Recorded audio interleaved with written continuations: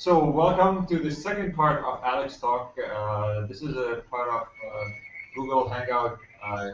We have Alex Sprintson from Texas A&M, and also Steve joining us from a cool coffee shop. So this is not broadcasted live, but it's gonna be posted on YouTube. So if you're watching on YouTube, make sure you go to the webpage of the channel and subscribe in the mailing list to receive announcement about future talks. And then Alex, so we're happy to be here. You are giving the talk, and it's all for you now. Okay, thank you. Thanks so much for inviting me. So this will be the second part. And last time I talked about wireless network coding problems, so I'm sharing my screen now. Right, and this time I will talk more and concentrate on the matrix completion problem. So last time we showed that this wireless network coding with security, more precisely direct information exchange problem, when we have multiple clients that want to exchange data over a shared broadcast channel. And this is done in the presence of an adversary that can intercept any of the transmissions. And our goal is to design a code that will reveal as less information as possible to adversary using the notion of weak security. So this problem is actually equivalent to the following matrix completion problem. So we're given a matrix with zeros and don't cares. And the matrix, and our goal is to complete this matrix to MDS, right? So the idea is that K by K submatrix is a full run. So, okay, the idea is to okay, so given a matrix in which some of the entries are zeros and some of the entries are don't care, our goal is to decide or select the values for don't care, and we're working over a certain field. So, and the idea is to determine, so suppose we're working over certain finite field F, and our goal is to select entries from this finite field such that this matrix will satisfy the MDS condition. And the MDS condition says that every K by K submatrix, and this matrix is full rank. Okay, so of course not every, as we talked last time, not every matrix can be completed to MDS. For example, if you look on this matrix to the right, so it's K by N matrix, and this way we see that this matrix has a certain rectangle. It contains a rectangle that is all zeros, and we have the size of this rectangle that contains 3 rows and 1 column. And of course, this matrix cannot be completed to MDS. If you're looking on the matrix to the left, it contains another rectangle which is 2 by 2.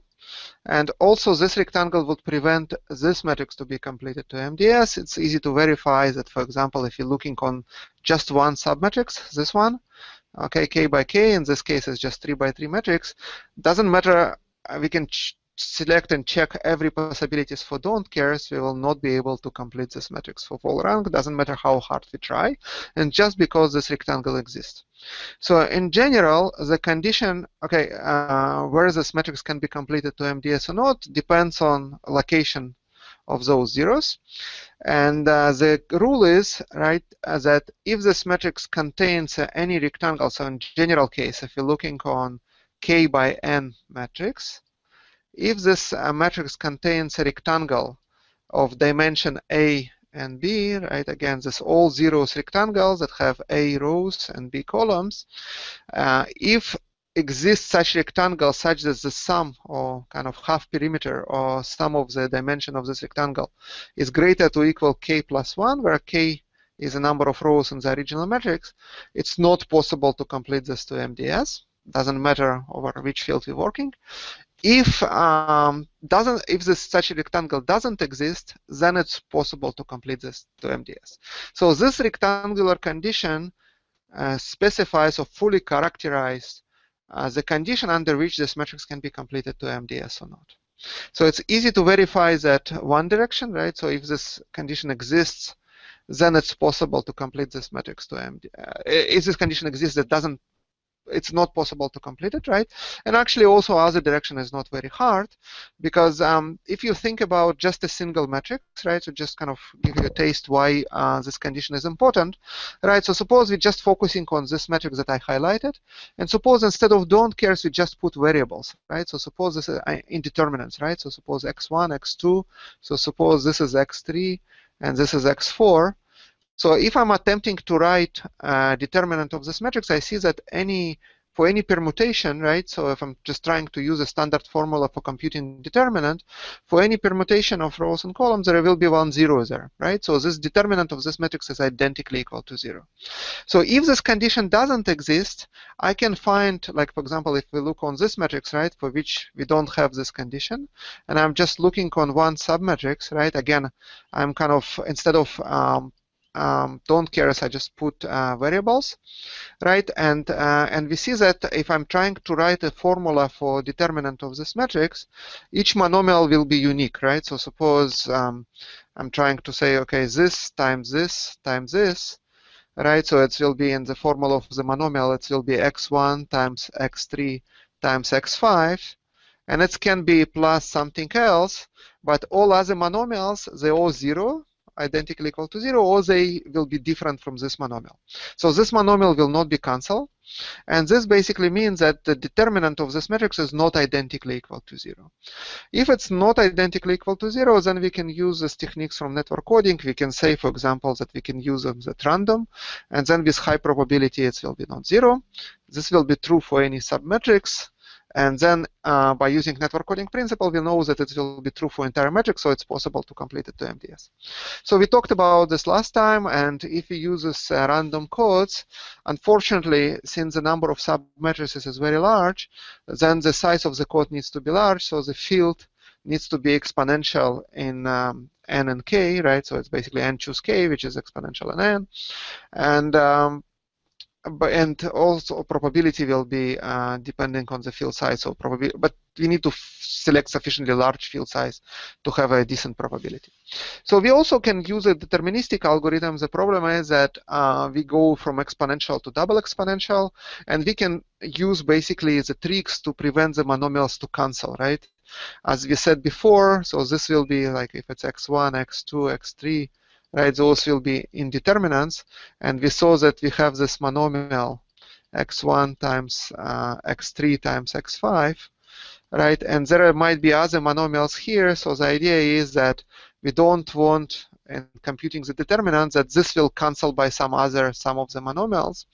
And one of the ways of doing this, it's basically using a higher field, right? So if you, for example, using some field GFQ, okay, this will be field of GFQ, and this will be some extension field, like a Q by itself can be some extension field, just 2 to some power, right?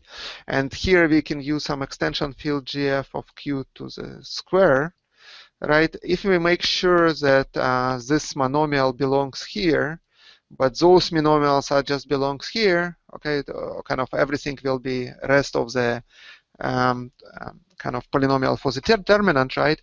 If this can be in this subfield and this will be in this field but not in the subfield, so this value here will not be able to cancel this, and this will ensure that this monomial is not cancelled.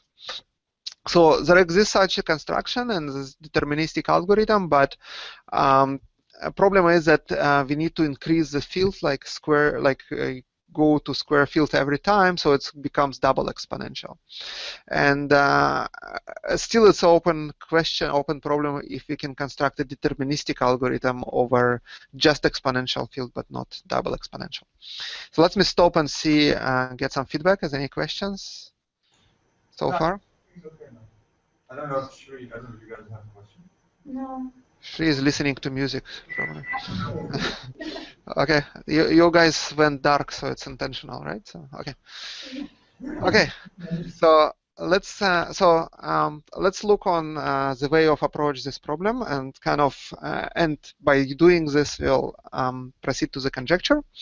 So the idea is here why this was a problem, right? Why we had these difficulties? Because we had to satisfy exponentially many submatrices, right? In any submatrix, and has its own pattern of zeros, right? So we cannot find something that satisfies everything, okay, or doesn't satisfy anybody, right? So we completely have to satisfy people that want completely independent things. And in coding theory, we know that it's better, right? So somehow to condition, right? So if you can find some construction that it's more correlation, or everybody is not happy, or everybody is happy at the same time, then we increase our probability of success, right? So and the idea is to use structured codes, right? So for example, we know that generalized Reed-Solomon codes are MDS codes, and they correct by construction, so we don't need to kind of look on every submatrix. We know that every submatrix, if we write it, right, so it will not be zero just by ways following the structure of those codes. And our idea was, can we use this for solving the original problems? So idea is, again, let's take a code that we know it's correct, right? So, and use a subspace of this code, right? So this code, in this case, is just an example of a generalized Reed-Solomon code. So for this code to work, this code will be MDS if any of the alphas are different, if any pair of the alphas are different. So if you look on subspace spanned by the rows of this code, so for example, this first row, second row, and third row, it's defined on this subspace, three-dimensional subspace and the six-dimensional space. And in this subspace, there must be a vector if you're looking on the first row on this matrix, which we call, again, configuration matrix. So configuration matrix is just shows us a location of zeros that we need to satisfy.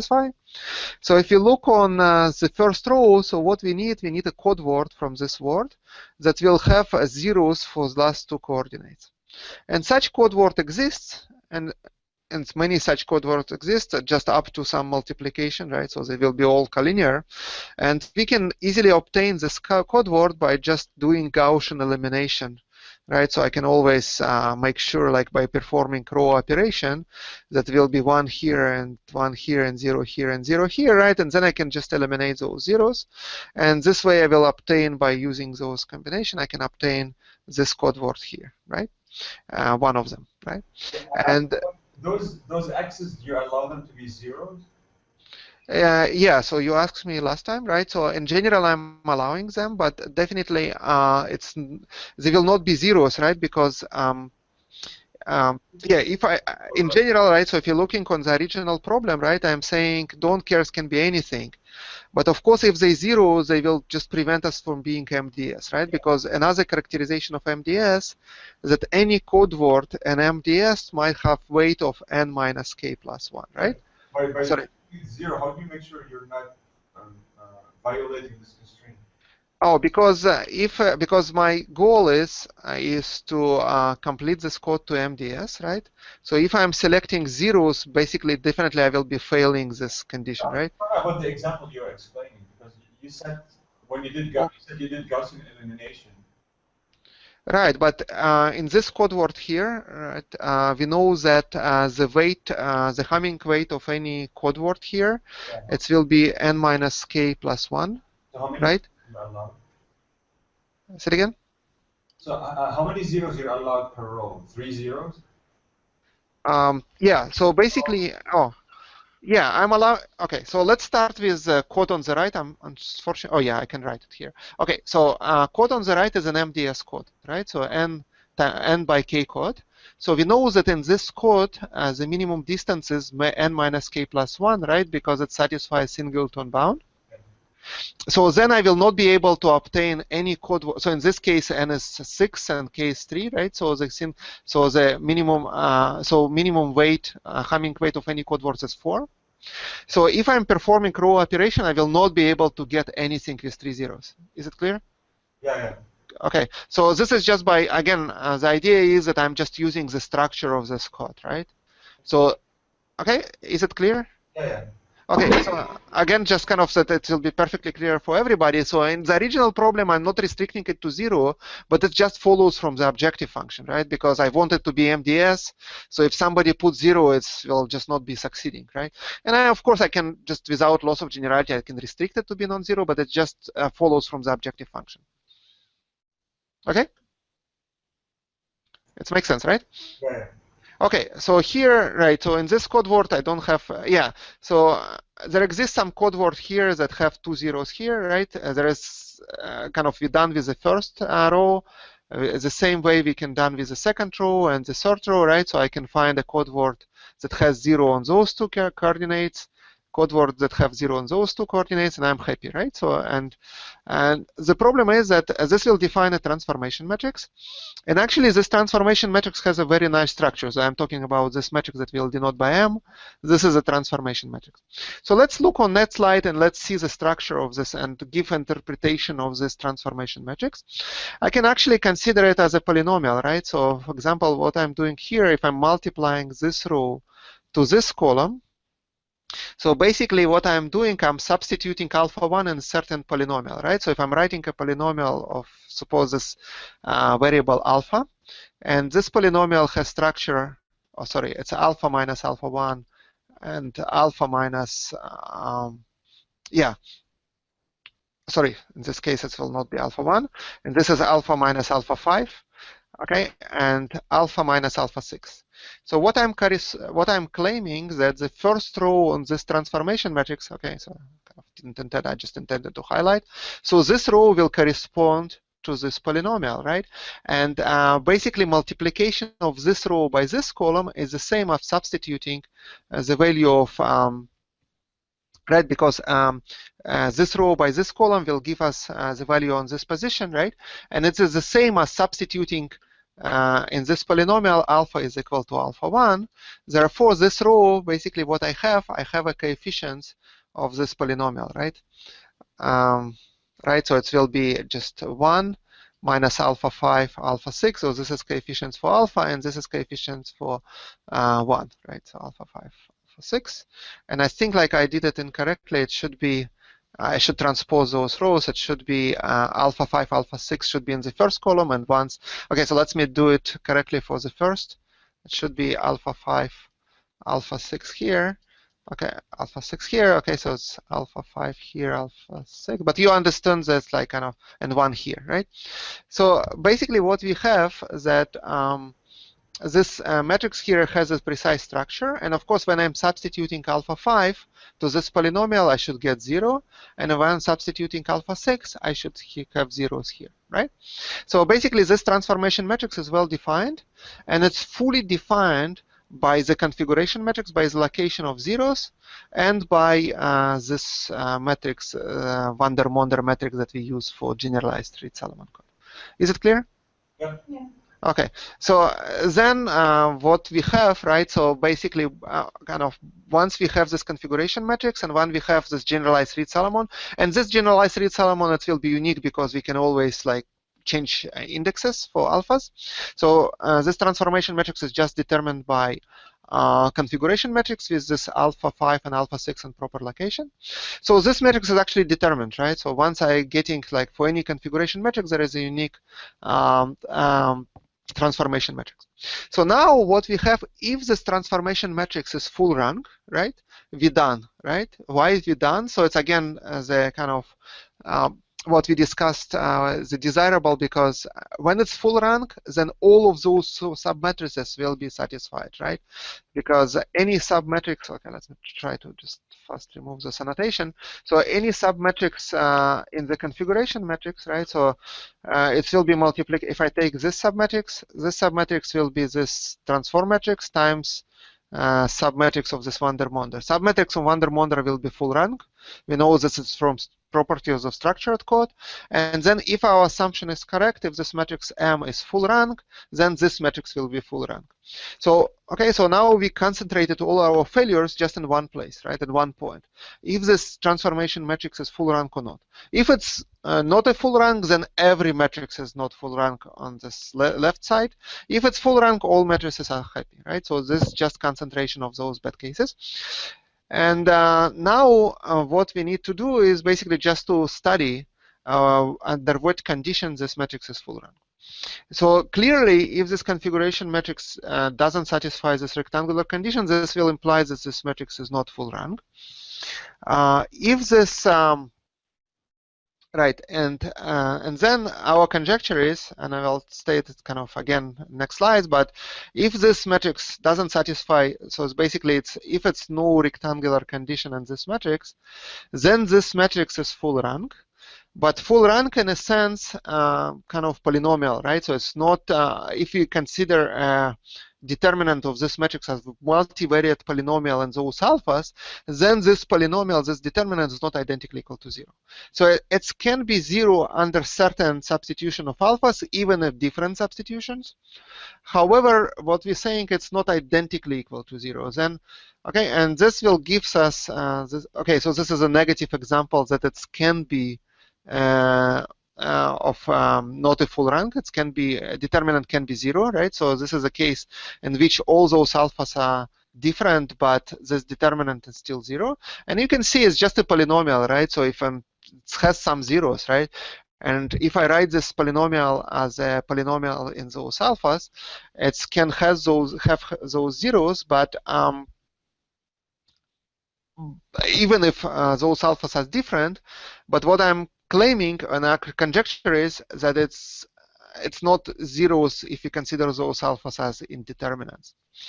Okay, and what this gives us, right? It gives us, if we know that it's not identically equal to 0, then this transformation matrix is multivariate polynomial in alphas, and if it's not identically equal to 0, it has some roots, but its number of those roots is limited, right? So number of roots is relatively small. And then if this conjecture is true, I can use the following randomized algorithm. So it's similar to randomized Reed-Solomon code. I'm not sure if people used it before. In this case, I can just select those alphas at random. So instead of selecting entries in this matrix in random, I can select entries of this Reed-Solomon matrix in random. And then with high probability, I succeed. And also, I can verify my success. So unlike original randomized algorithm, if I'm selecting those entries at random with high probability, then I have no way of verifying if I succeeded or not, because it's NP hard to verify that given matrix as MDS. So I can succeed it in random, and with high probability I will succeed, but I don't know when I succeeded or not. So in this algorithm, it's a different randomized algorithm, but in this algorithm, I know when I succeed. And also the size of the field is small because I need to satisfy just one matrix. Yeah, one question. Do you need those alpha i's to be different or picking them randomly? Of course, right, yeah. So again, if I'm selecting them at random, it will include it there, the probability that I select, if the field is sufficiently large, okay. The probability of selecting is, it's kind of enough for analysis. But of course, you don't want to select them, so you can use this kind of, you can use this algorithm of taking balls from, you can select them at random that you can build into your randomized algorithm that all alphas will be different. And actually, this will be helpful, right? Because this way, you know for sure for each random selection, you kind of like, selecting balls without replacement. So if you're selecting those alphas that they are different, it's actually a very good question. I need to select them that to be different, and if I do this, I don't need to worry about this matrix being not MDS, right? Because otherwise, if I'm not doing this, I also need to consider the probability that this matrix is not MDS, and then I need to consider what is the probability that two of them will be random. I think it will work, but it's better to do as you suggested, to make sure that when you select them at random that they are different. And then this code is guaranteed to be an MDS code. And only one thing that I need to worry about, that one matrix is full rank, but it's only one matrix. It's a have very low degree, right? If I write a determinant of this matrix, it will be sum of products. Each product will have low degree. It's only degree k, right? Because its alphas can be appearing, like if I'm taking any kind of computing this product by using those, consider one monomial in this product, which correspond to permutation, right? Each alpha can appear only one time and everywhere, so degree of this polynomial is limited, and then I don't need to consider exponential number of those. Okay, any questions here? How do you make sure, how do you guarantee that it's not identically 0? Yeah, this is a conjecture, right? So this is basically what the key thing here. And the conjecture is that if if the configuration matrix doesn't satisfy rectangular condition, so it's no rectangular here, right? So rectangular condition is not satisfied, then our conjecture is that this matrix is not identically equal to determinant of this matrix is not identically equal to 0. Yeah, this is basically what left to do, right? So it's next slide, right? So we're saying that if, again, to repeat, it's kind of very important conjecture, and saying if this matrix doesn't contain a submatrix of dimension a plus b such that it's more than o plus 1, then the determinant is not identical to 0. So now talking about this conjecture, so it brings us to a very important conjecture. It's very easy to prove this conjecture for case of k is equal to 3. Right, and we have 7 different proofs for this case. We have proof for k is equal to 4, but it's very combinatorial. It's kind of tedious proof. And then until 7, it's verified by computer, and it's work done by Huang Dao from Singapore. He wrote a program, and the way he did it, it just kind of showing that there exists some monomial in this determinant which is not canceling. And so he does it without focusing on a certain field? Yeah, so okay, so let me yeah, so conjecture actually doesn't depend on the field, right? So let me actually in the next few slides I will do a reformulation of this. Why this problem is interesting, because it's not only coding theory, it's also have very nice geometric representation. And the question, Alex, was how does he do it by computer? If okay, I will show you. Yeah, so okay, so just let me come back to this question in a few minutes. Okay.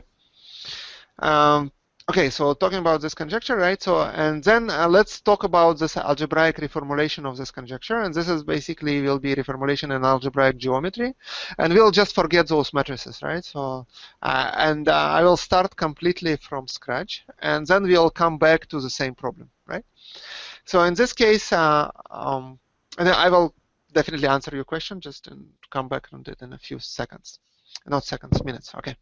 So let's start again. So let's consider some field, which is actually this field will not be important, but just for concreteness. And let's consider 2 natural numbers, n and k. So those numbers, you can guess what they are, right? They correspond to n number of columns in this matrix n, and k is the number of rows in the same notation. So they need to be more than 2 and then less than k times k plus 1. K minus 1, right? And even in our problem, we can always assume without loss of generality that n is not too large, because if there is some column in which we don't have any zeros, this column can be omitted because this column is not important, right? So this will not be, because only location of zeros are important. So, okay, it's very easy to observe. Then if we require that each column must have 1 zeros and we have limited number of zeros, each row only has k minus 1 zeros, then number of columns cannot be too large, right? So this is the reason why we're limiting this k to be this. And now okay, so we have those indices. So this will be the set of indices. So basically it's natural numbers.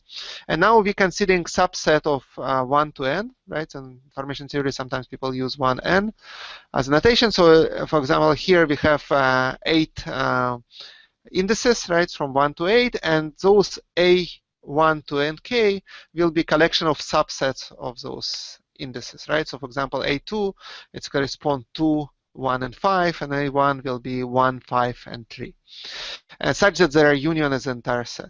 So now you can kind of project it back. Again, I'm formulating it without coding theory at all, just in terms of subset of some set of integers, right, indices, but each set AI will correspond to a location of zeros, right? So for example, here, it means that A1 corresponds to the first column, and it's says that, okay, A1 is here, so you have 0 and location 1, and location 3 and location 5, okay? But it's just kind of to connect it to coding problem, but it's, again, it's formulated with respect to this. So now what is kind of answering your question. So suppose we have a ring of polynomials and variables a1 to an in coefficients in f.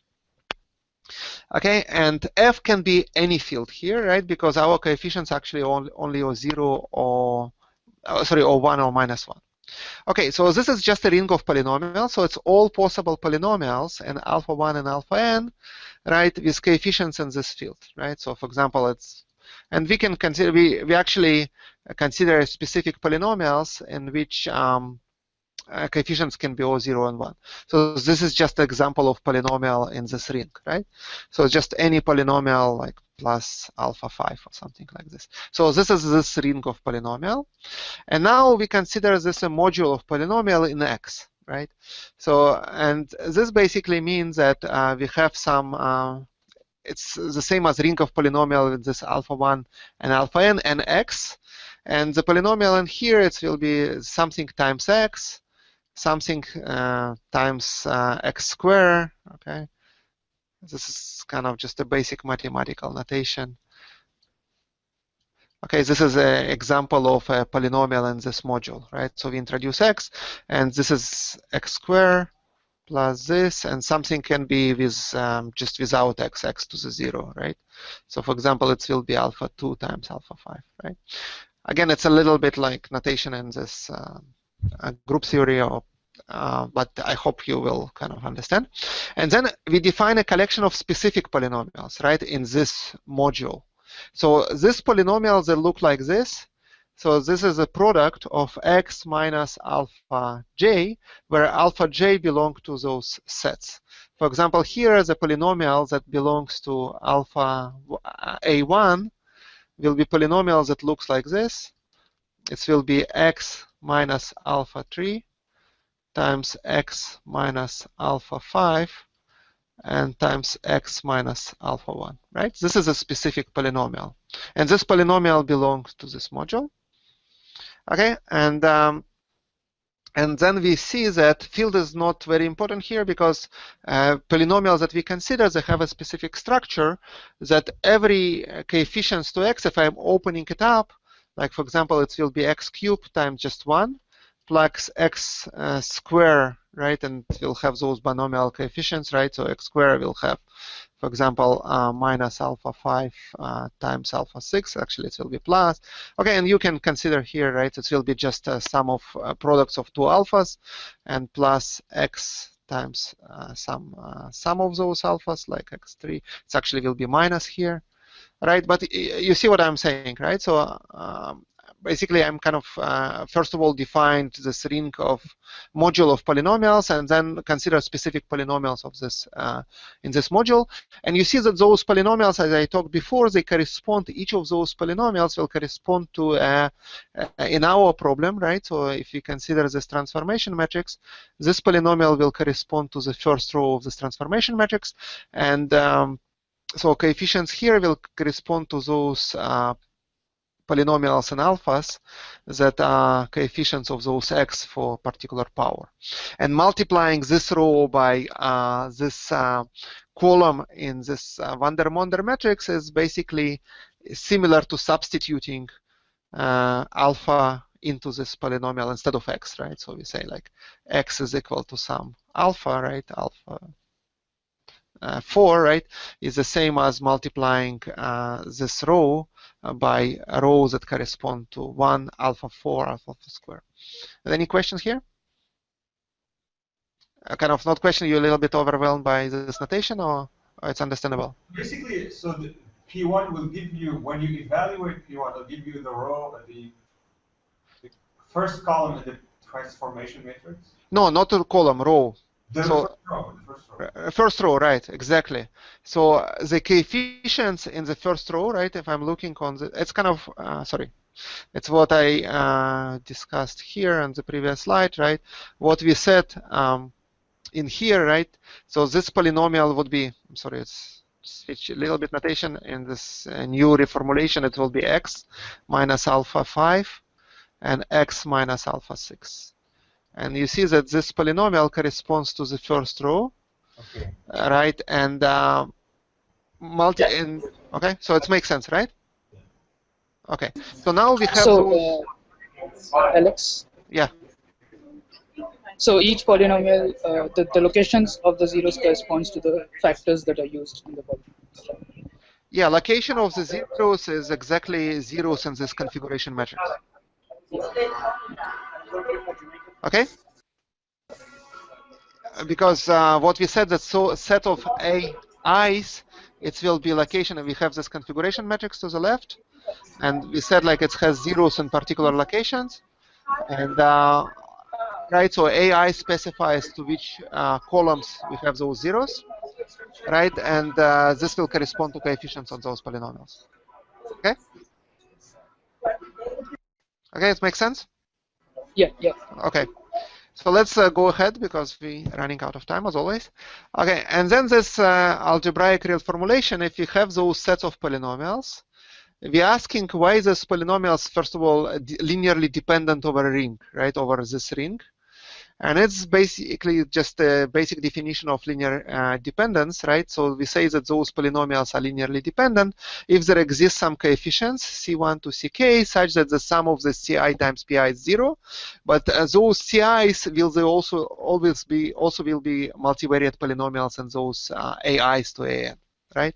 So it's saying, for example, if you have P1 plus P2, it's identically equal to 0, right? If it's maybe like better to say identically equal to 0 because we're saying it doesn't matter which values of AI we have, AI to AN, right? I can find this C1 times P1 plus C2 times P2, and we have like until K, right?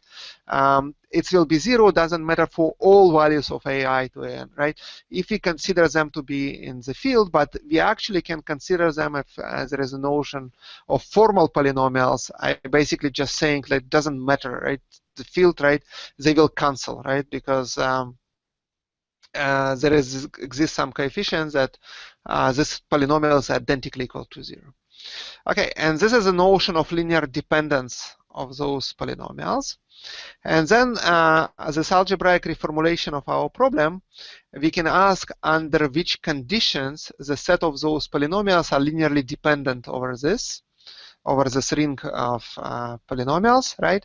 And our conjecture can be reformulated as this, right? So the collection of the sets of zeros of those roots satisfies rectangular conditions such that a certain number of subsets of those contains at least this number of common coefficients, right? So it's basically the same conjecture that we said, but it's just purely algebraic formulation. It's nothing to do with MDS, nothing to do with, like with error correcting codes. It's just another geometric reformulation. It's basically saying because for us it corresponds to those rows in this transformation matrix M. So as we said, like each row will correspond to a polynomial over this alpha 1 to alpha n.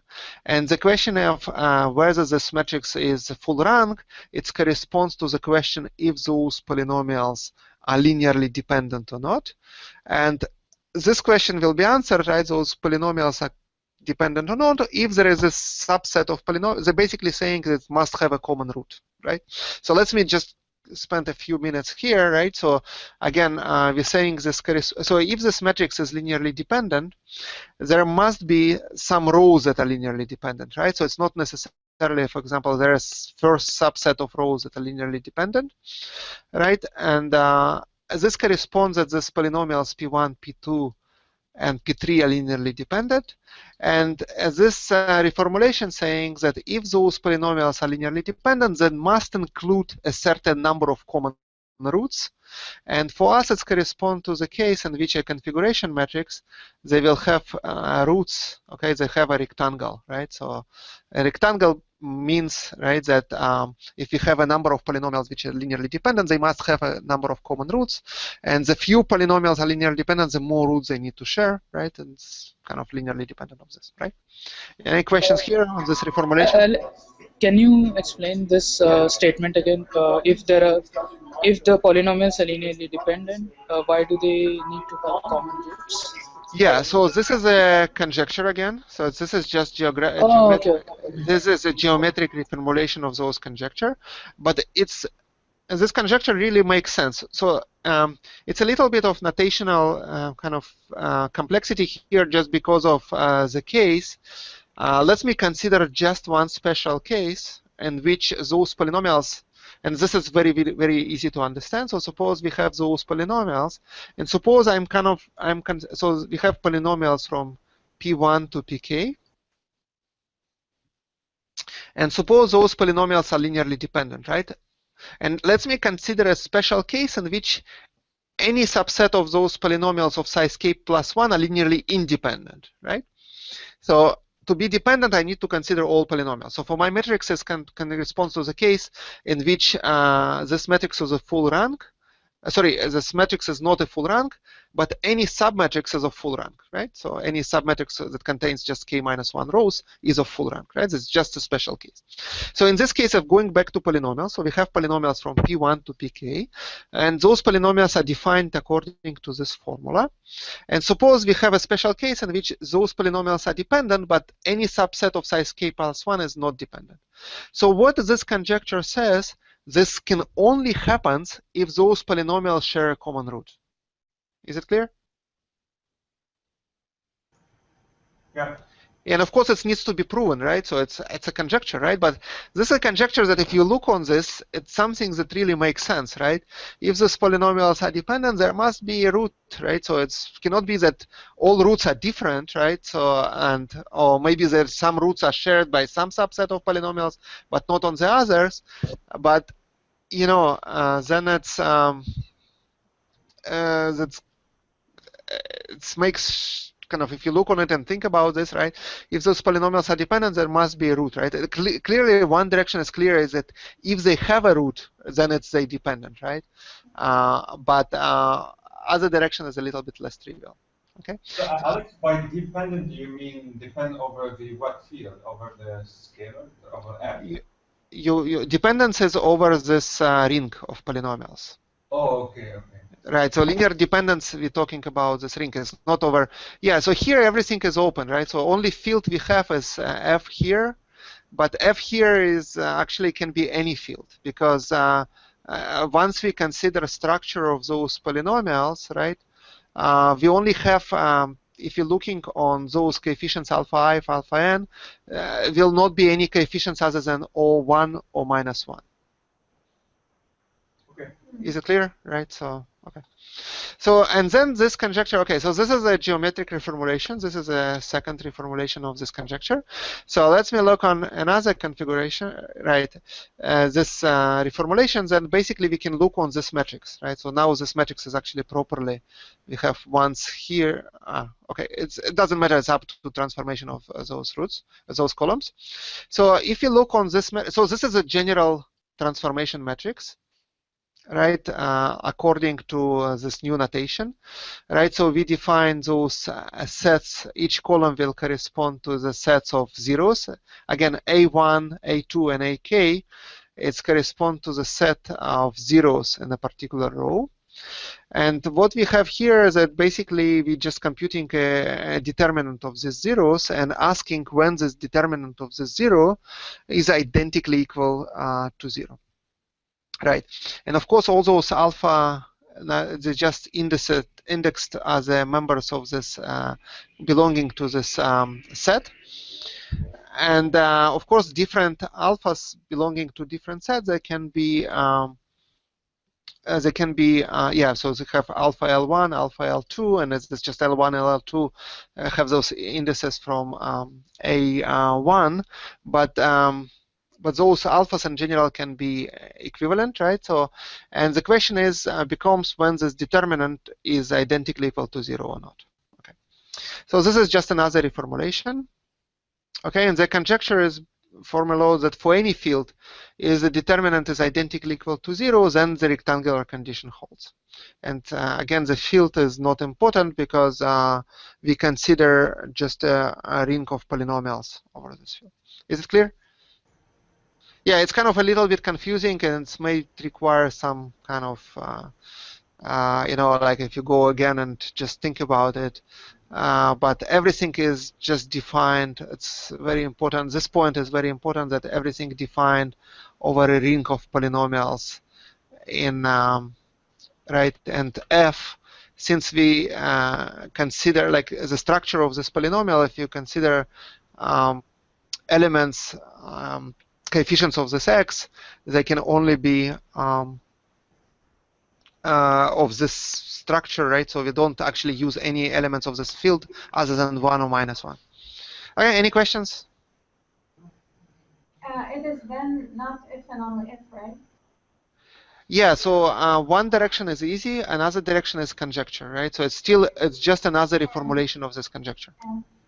Part of my talk, I will be focusing on distributed storage system. In such system, the data is stored in multiple locations or disks, and those disks can fail. And once a failure occurs, the data needs to be regenerated, or redundancy should be rebuilt into the system. And this is done by adding new disks and downloading enough data to those new disks to rebuild the system. So in this scenario, for example, in this picture, we see 4 disks and one of the disks failed. And we need to add a new disk in the system and to download data to these disks.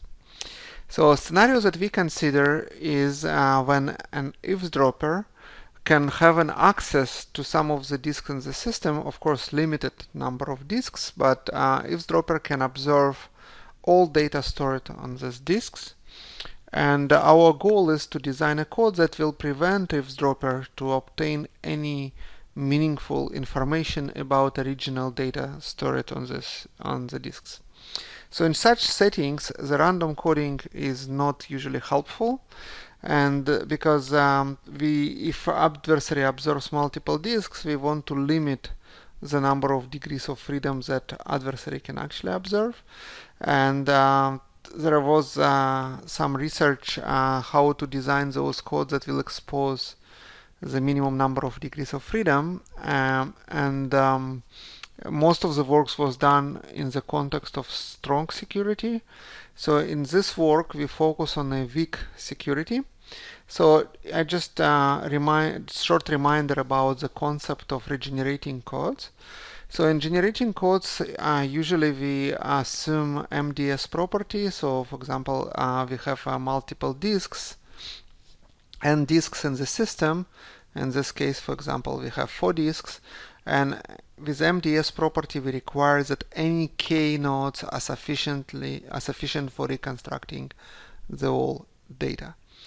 So important parameters in such system is alpha, which is amount of information stored in each disk, and beta is amount of information that needs to be downloaded to a repair disk, to a new disk, to repair the system. So we assume another third parameter is d, which specifies how many disks we contacting for repair. So in this case, for example, d is equal to 3, because to rebuild this new disk, we need to download data from 3 different not failed disks. And our goal is to usually minimize amount of storage, so minimize alpha, and also minimize beta. So in MBR regime, which we'll consider in this talk, the goal is to minimize the total amount of downloaded data, which is will be equal to b times d. So our goal is to minimize beta because d is fixed, right? And again, our goal is to minimize the repair bandwidth. Then our goal is to achieve weak secrecy. And this requires that no meaningful information is exposed to the adversary or to eavesdropper. So suppose we have 4 symbols. Each symbols, those are regional data symbols, and each symbol is an element in a certain finite field. So in this example, just GF13. And suppose adversary gets an access to 2 linear combinations shown here, and suppose those 2 linear combinations are stored in one disk, which was compromised by the adversary. So as you see from here, if adversary gets those 2 combinations, it will not be able to decode any individual symbols. For example, it will not be able to decode S1, S2, S3, and S4. And in addition, not only that, it cannot decode any individual symbols, but also it cannot compute or extract or decode any combination of two symbols. So, for example, adversary will not be able to decode S1 plus S2 or any other linear combination between S1 and S2 or any two files in this system. What adversary can do here is to extract a linear combination of 3 symbols or 4 symbols which are already available. So what we say here is that adversary cannot decode any individual file if it doesn't have any side information. So even if adversary has a side information of one file, it cannot decode any additional file. However, if adversary has side information of 2 files, it can decode an additional file. So in a more formal information theoretic way, what we given a set of files to be stored from S1 to, for example, BS, the perfectly secure scheme would require that mutual information between set of files and what is observed by the adversary is equal to 0. So here E is an information that adversary can observe or can get by eavesdropping to a particular disk, right, by getting access to this disk. So with perfectly secure scheme, it will not get any information about those files. However, such perfectly secure schemes are very expensive because what we need to do in addition to original files, we need to store random keys. And this is expensive because amount of storage that we have will be used both for storing original files and those random keys.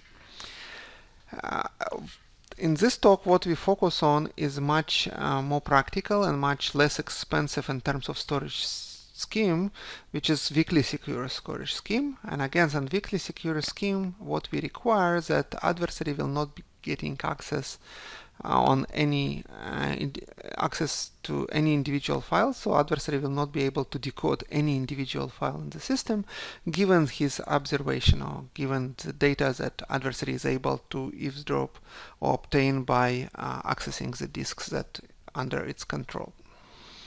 So such scheme is requires that set of files look random. Of course, we require that files themselves need to be randomly distributed, which is not a requirement for strongly secure scheme because randomness is obtained from the keys. So this assumption is quite practical because if you assume that files to be stored they are already in a compressed form, then they look very much like random. And by exposing just combination of random files, in any practical sense, it will be very difficult to decode any of the original files. So another notion of weak security, which is slightly stronger than that, is to assume that adversary already has certain files as a side information. As we saw in previous example, we say even if adversary has any individual file as side information, still it will not be able to decode any of the original files. So in this, if this is the case, right, so if we assume that adversary can have access to some of the files, what we require is that even given the side information, the information that adversary can obtain about any individual files is still equal to 0, and where adversary can get access to any of the files provided that the size of the side information is small. And this is also equivalent to requiring that adversary will not be able to get information about any small group of files given its observation. So there is a relation if we are working with if we're working with linear codes, then there is a relation between this information theoretic notion and distance of subspace, minimum distance of the subspace that adversary can get access to. So if we want to be G secure, so we want that adversary will not be able to decode given G files as a side information, what we will require is that in a subspace exposed to the adversary, the Hamming vector of any vector in the subspace, the Hamming weight of this vector is G plus 1 or more. So, for example, consider this case or scenario depicted in the previous case. Again, we have 4 files, and suppose adversary gets access to those 2 combinations. So this scheme is secure for G is equal to 1 because the minimum weight of this subspace is equal to 3. Right? So we say like any vector in the subspace spanned by those 2 vectors. So if it's first vector and the second vector, right, a minimum Hamming weight of this any vector in the subspace is equal to 3, and we say that even if adversary has access to any individual file, it will not be able to obtain still information about any other file, of course, that it doesn't have. Okay. Yeah, of course, in this definition, it should be a requirement that SI shouldn't belong to G. Because if it already has those files, then it's no. The adversary, of course, has this information about those files. So our goal is to look on existing regeneration codes and see how to make them weakly secure. So let's look on just regenerating code by themselves without any modifications, because some of those codes might be already weakly secure. Again, the practical motivation for this could be that, for example, we have multiple service providers, and for example, Dropbox, Google Drive, Azure, and we don't trust any individual provider. So what we will do, instead of using a crypting mechanism, we'll just store on those providers some combinations of original data instead of storing data in a systematic form by storing files on just individual files without any combinations.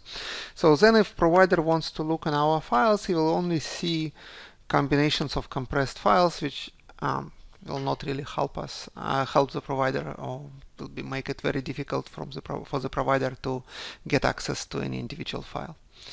So regenerating code will also do this, store files distributed manner, but also allow for certain degree of regeneration. So if we quit one provider, we could easily buy some space in another provider and restore this data by contacting existing clients. And of course, this regeneration progress, it also needs to be secure. So regeneration code is basically a collection of GN matrices, right? So we have original vector of data, and then each GI will determine which data is stored in each particular location. For example, data stored on this disk, C1 bar will be equal to G1 times S, and C2 bar will be equal to C2 times S, and so forth. We require also for regenerating codes, we require the MDS property that any k out of n nodes can reconstruct the entire set, so we can tolerate failure of any n minus k node. And also for any node, since we're requiring the security property that we're adding, that for any node E, the linear code defined by the row space of this matrix and GI will have a minimum distance at least G plus 1. So this is more in graphical representation. So for example, here this will be the first storage node, and G1 will determine which 4 linear combinations. So this each storage node will store 4 symbols. Just for the purpose of the example, we have 9 original data symbols which are arranged as a vector from S1 to S9, and then a linear combination stored in each storage node will be determined by the multiplication of matrix G1 by this vector that contains original data. So what we want to do, we want this matrix to be as close to MDS as possible, or to maximize the minimum Hamming weight of a vector in the row space of this matrix. And of course, singleton bound will give us the upper bound that we can achieve. In this case, for example, we have 4 rows and 9 columns. So singleton bound will tell us that maximum Hamming weight that we can, minimum Hamming weight that we can achieve is equal to 9 minus 4 plus 1, which is equal to 6. And we want to be as closer to this, so we'll not always be able to achieve 6. And in this case, it will correspond to G is equal to 4. However, we want to do it as large as possible. So again, for the same will hold for any other storage node. For example, this storage node that stores this data, we also want any of those GIs to be to satisfy this property of that any minimum vector in row subspace have certain distance. So in order to do this, as we mentioned, that sometimes regeneration code that already exists will have certain properties that we can use. But in general, we want to enhance those properties. So even if the metrics that are given by regenerating code is not good, for example, some of the regenerating codes, they're systematic. So some of the nodes that store systematic data, for example, for some of the nodes, the data stored on the storage nodes may be S1, S2, S3, and S4. And in this case, the minimum Hamming distance is 1, which is very far from 6. So those codes are good, maybe good regenerating codes, but they're not good in terms of security. Therefore, our goal would be to enhance those security property and make this code as close to desired as possible, so to maximize minimum Hamming weight of any such metrics. So this will accomplish by using an outer code. So before storing original data, we will perform certain linear transformation of this data, and sometimes it will be just a transformation, so we'll just multiply by a square matrix which we call G outer. It will be a matrix of an outer code, and sometimes we'll use a coset code, and in this case it will be equivalent for adding couple of random symbols. In this case, it will be a small number of symbols, and this will give us desired weakly security property. So the main problems that we consider, and I'm talking about our work with Swan and Kat here that was published in 2014, and in this work we ask the question, can we construct outer codes that would enhance weak security property for any regenerating code? And that particular work we focused on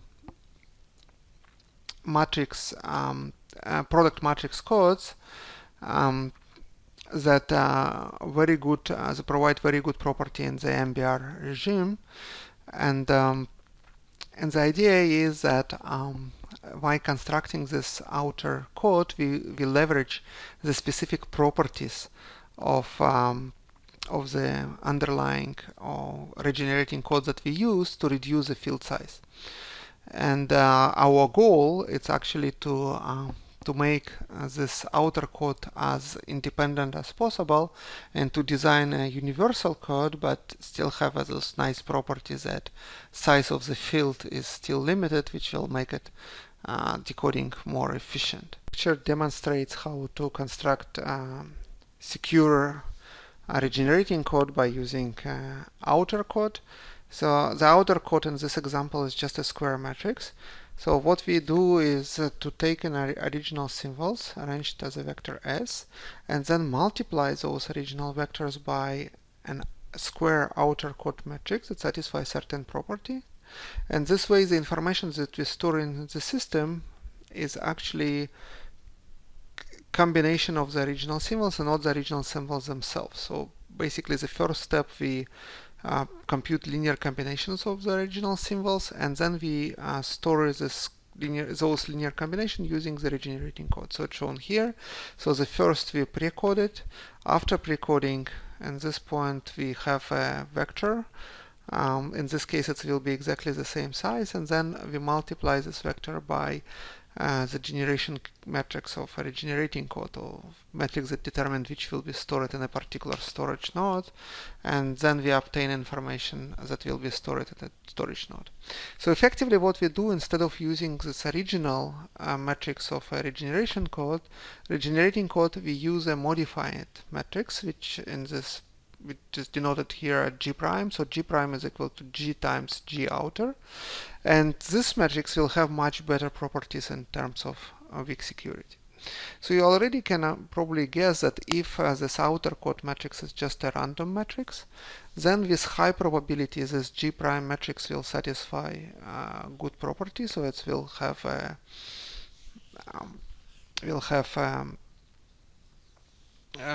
close to MDS or with high probability, right? So it will be a good matrix. In addition, we can use other construction, for example, rank distance codes to construct this outer matrix. So what we focus on, just for completeness in this particular presentation, we focus on a special class of regeneration codes which are called product matrix codes. And this is a framework on codes that developed by Rashmi et al. At Indian Institute of Science, presented in 2011. And those codes, they have good properties. They're very efficient in terms of wheel size. They have, and for MBR regime, they have construction for any values of n, k, and d. And they designed for exact regeneration. So it's a very, very nice property in which a new disk that we introduce to the system will store exactly the same data as was stored in original disks. And those explicit codes, unlike random codes. So for those codes, our goal is to make those codes weakly secure. So just a few words about how those codes are constructed. So to construct those codes, we need to have two matrices. So one is matrix M. This is a symmetric matrix. So in this example, we have 9 information symbols. And what we do, we arrange those information symbols and put those symbols in certain places. For example, S1 goes here, S2 will go in different location, and then S3 and S5. And even in some location we have 0. So we'll see that this location will give us some problems in terms of weak security property. And then we multiply it by another matrix, which can be Vandermonde or Cauchy matrix. And this matrix will also very important for the properties of this rank matrix code. And this way we're getting original data. We just arrange it in a certain way on this matrix M, multiply by Cauchy matrix, and then will give us what's stored in in each individual node. So in this case we have 5 storage locations, or 5 disks, and each disk will store a 4 symbols. So each of those symbols will be determined by multiplying the appropriate row, by multiplying the first row on this Cauchy matrix to appropriate column of this matrix M. So another way to look on it, so again I will not go over those codes, those are existing codes. And what we will try to do, we'll try to make those codes as weakly secure as possible. So a couple of words about our model. So in our model, if adversary can observe just one storage node and can observe all nodes stored as well as data downloaded during the repair. So for MBR pointers, actually this distinction is not important because whatever we're downloading will be actually stored in the node. So we don't download more data that we will actually store in this storage node. Therefore, our assumption is just adversary can observe data stored in this node. So if you look again on this product matrix code, and then we'll just express, for example, we're looking on disk 1 because our assumption that adversary get access to just one individual disks, and we just look in terms of linear combination. So because everything that we do is linear, so every symbol stored in each particular location will be a linear combination of the original 9 symbols. So this matrix is important for us, and of course this matrix depends on this Cauchy matrix and this symmetric matrix. And what we will do, this is, for example, an example of such matrix, GE. So this is a matrix for regeneration code, which is obtained through this construction. And if we looked on this matrix, we see that many of the entries are zeros. And this is not surprising because for example, if you look on the first symbol, so the first symbol will be combination of the first row and the first column, so it will be a combination of 4 symbols. However, the last one, if you're looking on the last symbol here, it will be combination of the first row in this matrix phi and the last column. And last column, because of this 0, it's only be combination of 3 original symbols. So we can see it here. The last row, the symbol here is just combination of 3 of the original symbols. Therefore, the minimum Hamming weight on this matrix, it cannot be larger than 3. It's actually 3. And our goal is to improve it, right? So because 3 is not enough, we only have security against an adversary that can have just one symbol as side information, or adversary can observe, get some information about small group of files of size 3, but we want to make it larger. And the idea is, again, to design this pre-coding matrix that will be secure, again, larger number of guesses. And of course, outer code can help. So let's look how we can construct in general outer code. So as I mentioned before, the outer code can be constructed by just having a square outer matrix and multiplying this matrix by the original symbols and storing the resulting linear combinations. And if we do a square matrix, so only known construction is random code, so we can use rank distance codes, but it will not give us good property in terms of field size. So field size needs to be relatively large due to some random code needs to satisfy each particular submatrix. And our goal is to be a little bit more intelligent in how we construct matrix H. And one of the advantages one of the techniques that we use techniques of cassette codes. So in cassette codes, the matrix H is actually not square, but it's a fat matrix. So for example, here, if you have 7 original symbols, so the matrix, in order to construct codes which are small with good properties in terms of field size, construct codes with small field size, we use a technique which is called cassette codes. So in those cassette codes, the matrix G is constructed in a very special case. So to show that, I will first start with matrix H that will again satisfy certain properties that we'll discuss later. Our original symbols will also pay price because H is a fat matrix, so we'll reduce the number of symbols that we actually store it to 7. So those will be informational symbols that we put this file as. So given those informational symbols and given fat matrix H, we choose the informational symbols randomly such that if we multiply this matrix H times X, we'll get this information symbol. So in coding theory, this would be called a syndrome. So it's cassette code. So each vector of informational symbols they basically define a syndrome.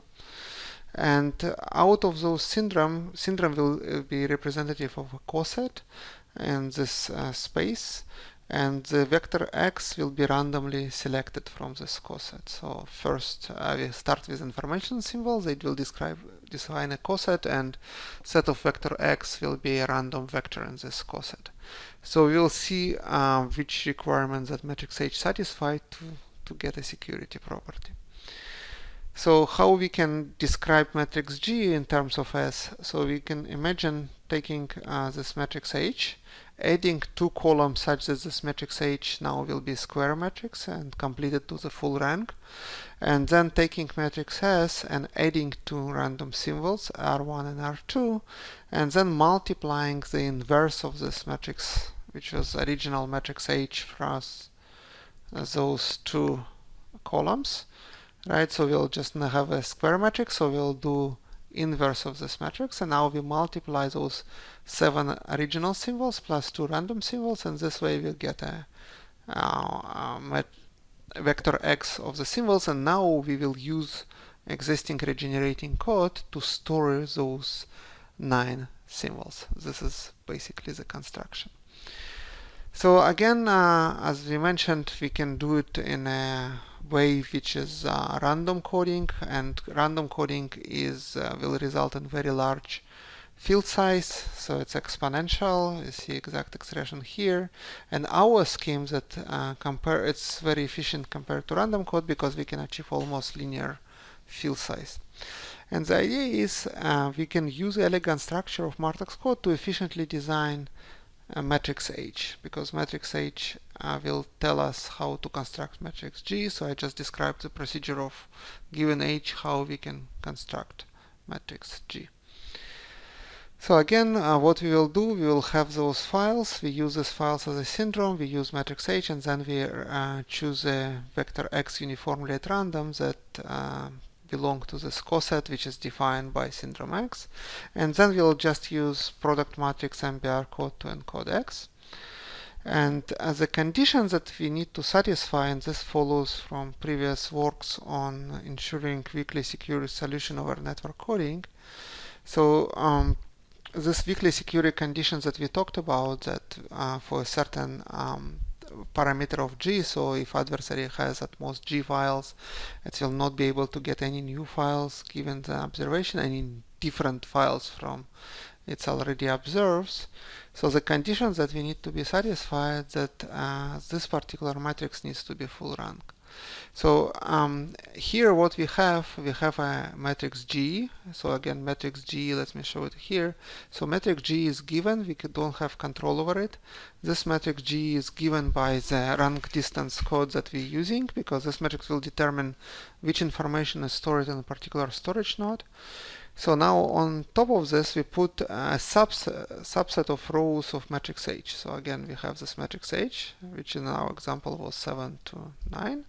And then we'll take G plus 1 times B. So this matrix parameter was B, and in general for our constructions will be B minus 2. So we need only 2 random symbols to implement the scheme. So now what we will do on top of G, we put G plus 1 submatrix of H, and this submatrix we call H G subprime, and then we will put this matrix on top of G matrix. This will be a square matrix, and this matrix needs to be full rank. And of course our G that we are working with will ensure that this entire matrix is a square matrix, and the construction of H needs to ensure that it's full rank, but it's full rank not only for two specific matrices, it will be full rank for any matrix G, because G will be different for each storage node. It will have similar structure, but it will be different. And also this submatrix H G primes, that will have an exponential number of such matrices, because we'll need to guarantee that this condition holds for any G plus 1 times B submatrix of H. So we can choose G plus 1 columns out of B plus minus 2 columns in for any such selection. This condition should hold. This is the tricky part. Again, what we will do, graphical representation, in this case we have G, which is 5 by 9 matrix, right? And then we'll choose any, so H will be matrix depicted here. So if we choose any 4 rows in this matrix, so, and then take this matrix G and put those 4 rows on top of this, so entire matrix needs to satisfy this full rank condition.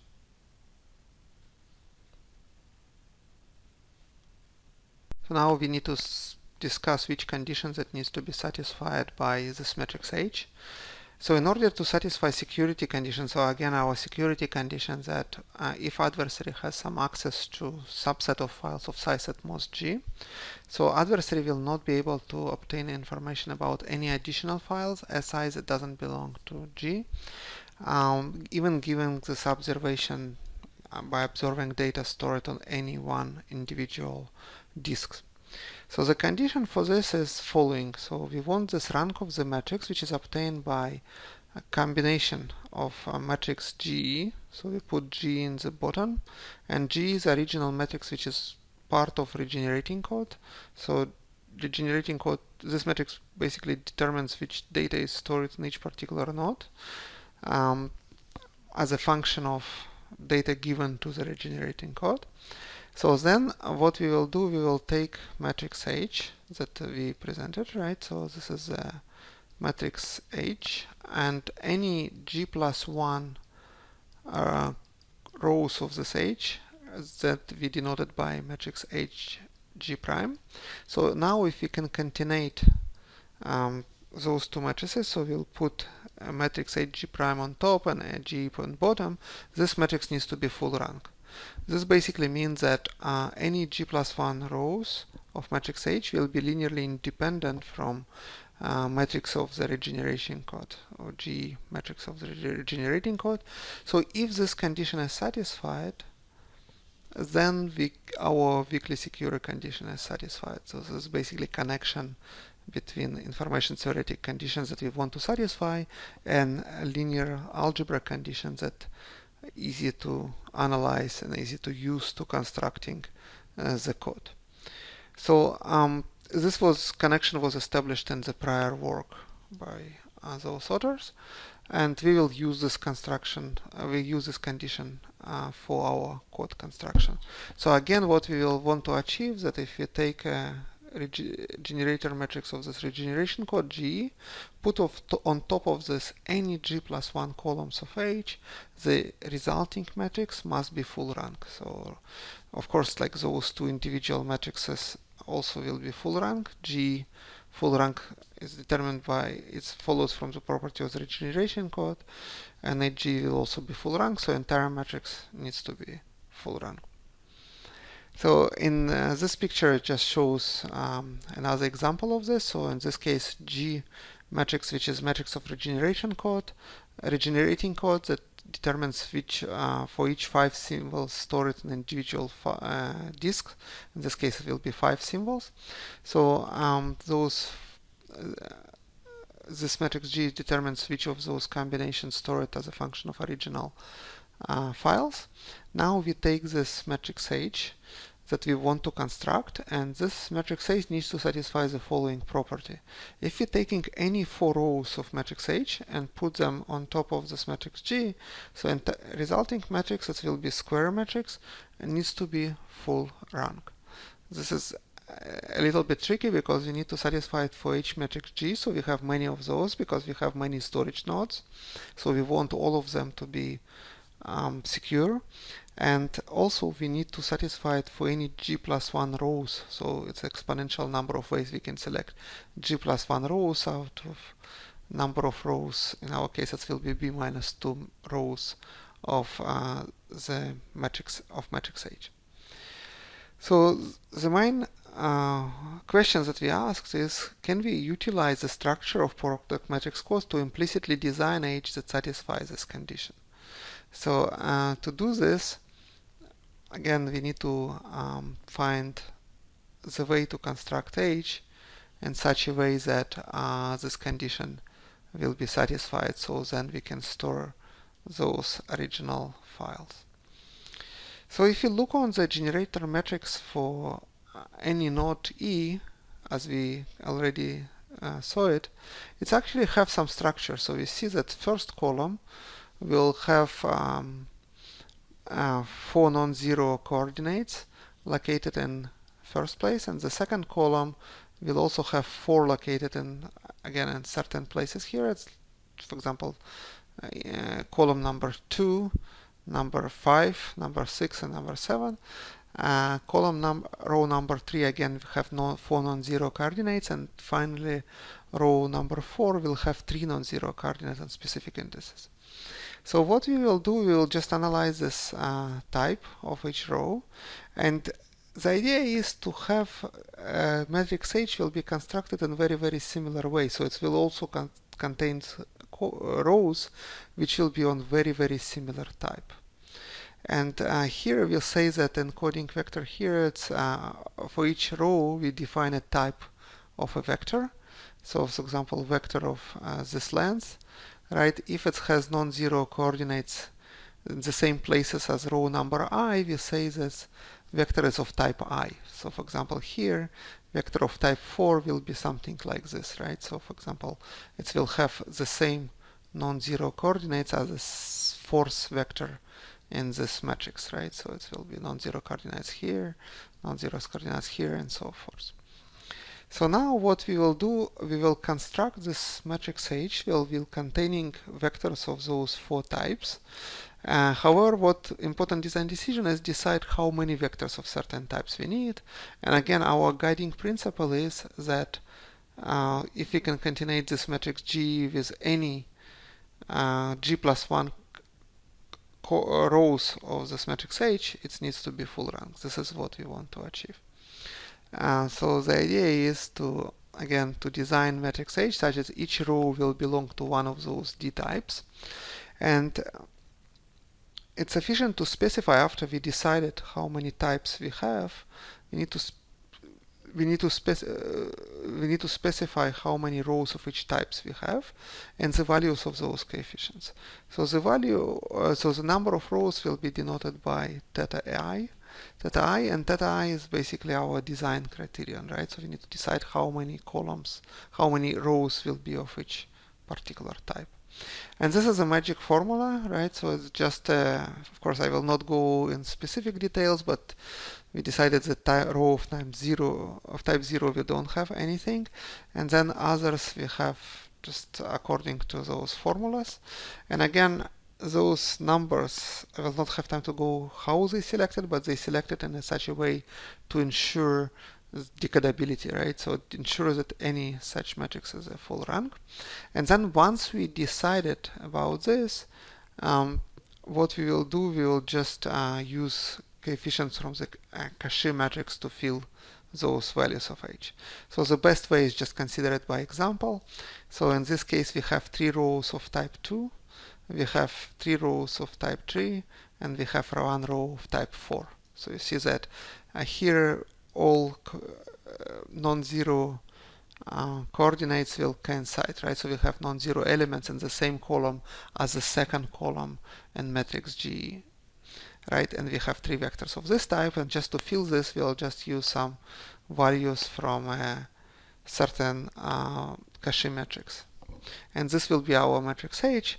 And now what we need to prove, this is just an example for specific values of those parameters, but it's easy to verify that if I select any G plus 1 rows from this and concatenate it with matrix G, so the entire matrix will be full rank. You can probably guess why this is true, right? So for example, we have 3 rows of this type, so if those 3 rows are selected as part of this G plus 1 rows that we select, then together with the row number 2, it will ensure that we can decode the elements that correspond to column number 2, column number 5, 6, and 7.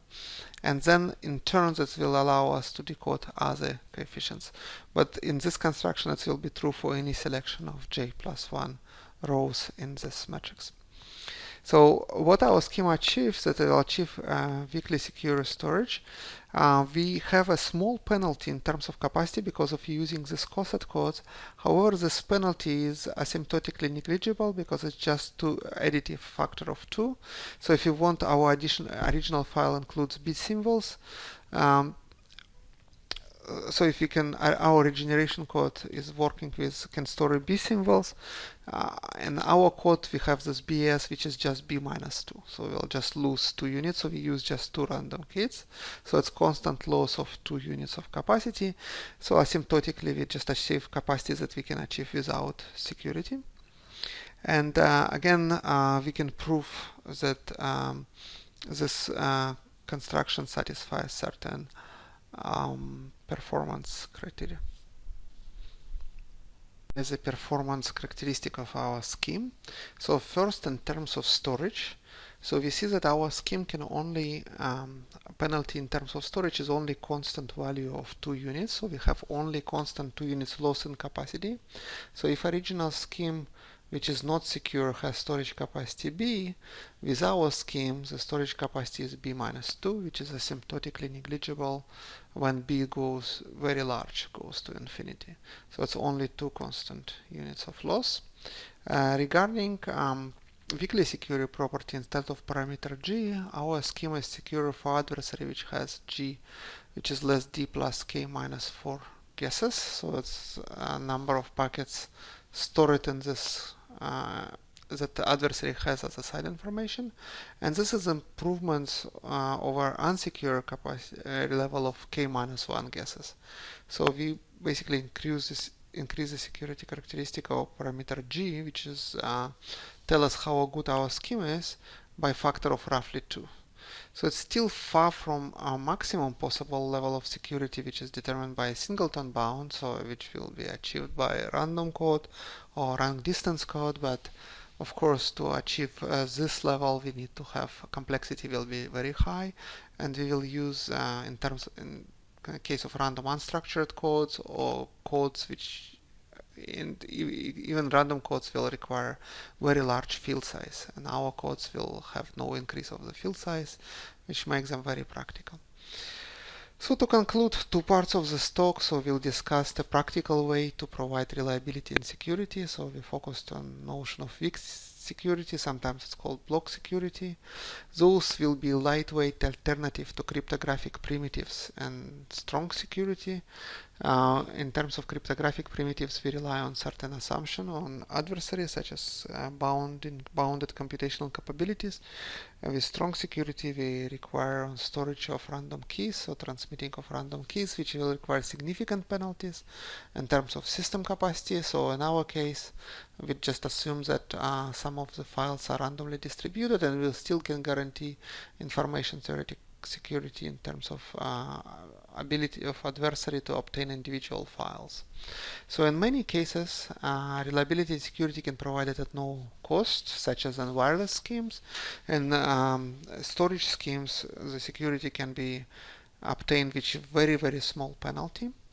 So we have many exciting research problems. So for example, the problem of direct information exchange in the presence of wiretapper has many interesting mathematical reformulations, many important connections to algebraic geometry and other combinatorics and other disciplines. So it's still an open problem, and it looks like it's an important problem in mathematics.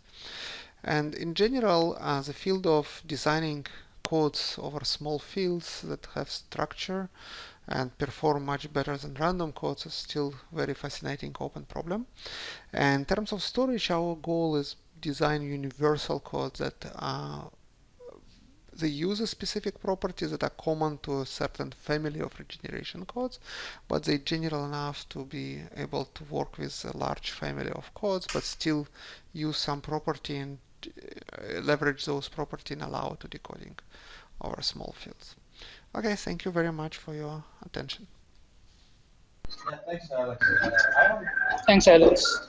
I have a very small question. So in terms of weak security, you can only do it with product matrix, the efficient instructions. So say it again. I'm kind of. So for weak secure the server storage code, you use the product matrix. Right. But can you do it when because product matrix are they're only limited in terms of parameter. Right. So they so basically I think for MBR they have all parameters. Right. So we have construction for MSR. So MSR, it's a different unfortunately, once we trying to do this exploit structure of the code, so we need really to look on particular code. So we have ongoing work on for MSR regime. So we also do it for locally decodable codes, and we're trying to use some tricks. So it's basically it's kind of like nice field because we're trying to be as universal as possible. But if you completely universal, you will not be able to leverage structures of particular code. So we kind of trying to extract some structures that will be present for large family of those codes, right? And for example, as I mentioned before, we can use the code itself. So in many cases, you can actually make those fake nodes, and it's unfortunately like it's still work in progress, but it's very promising in some way that this matrix H can actually be derived in certain sense from the structure of the code itself. For example, or we can tweak a little bit because some of the codes are systematic, for example. And systematic codes are really bad for weak security, right? And what we can do, we can actually not use the systematic part, but use the systematic part for this outer code metrics, right? So, and then actually, if it's systematic, it's good because we can actually also achieve strong secrecy, and we'll have all kind of useful properties. But it's kind of interesting what I'm. It's not completely straightforward, but it's you need to add something to it, but you can leverage the structure.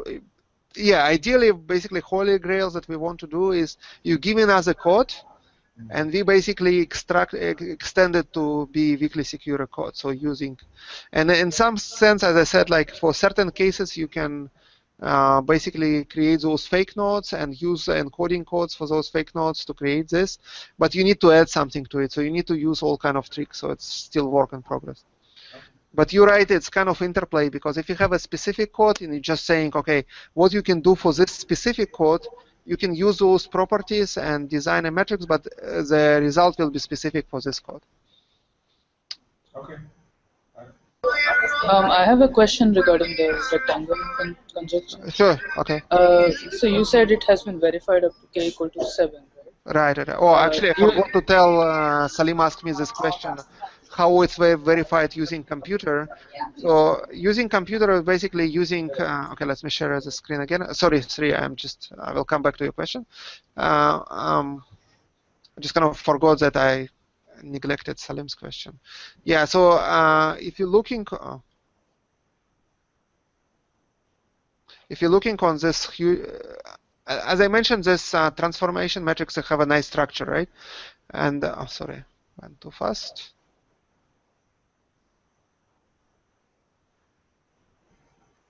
Yeah, so this matrix has a very nice structure, right? And basically what, yeah, it was actually exhaustive search for all possible configurations, because number of configuration is not that big, right? Because we can limit the number of columns by k times, it's at most k times k minus 1 times k. So, and we have k minus 1, 0. So, yeah, it was exhaustive search, and why it was limited by 7, because after 7, it's just, it probably can be done if we have a stronger computer or we do it in a distributed way. But it's complexity increases exponential. But for the 7, we're doing the substitution of alphas, right? So because for each configuration, so it's exhaustive search, we consider every configuration. So every configuration will imply that certain alphas are equal to each other, and then basically we need to find the evidence that this matrix is not full rank. It can be done at random, or it can be done by finding a monomials which is not canceling. Is it like answering your question, Salim? Right. So Sri, let's go back to your question. You answered it. I just wanted to know why it stopped at 7 and not 8. Yeah, it's just a technical. It's nothing. And I think Huang Dao did it. And I think like if you try hard enough, it's probably possible, right? We need to use all these distributed computing methods. He just used his like laptop or something like this and he stopped the simulation. But I'm pretty sure if you do it in distributed way, we'll probably can verify it for larger, but complexity increases exponentially. And actually, it might be possible to devise some smarter algorithm to do it other than just doing exhaustive search. We didn't really work on that. But if you focus, because we always kind of thought like, oh, we're going to prove it tomorrow, right? Why bother, right? And it's a kind of, I need to warn you, this problem is really, really addictive, right? So people are, like many people who work on this say, oh yeah, I will prove it tomorrow. And they spent like a week doing this and say, no, it's something maybe deeper here. Is it? Okay. Okay, any other questions? I think that's it. Thanks a lot, Alex. Okay, thanks. Okay. See you soon. All right.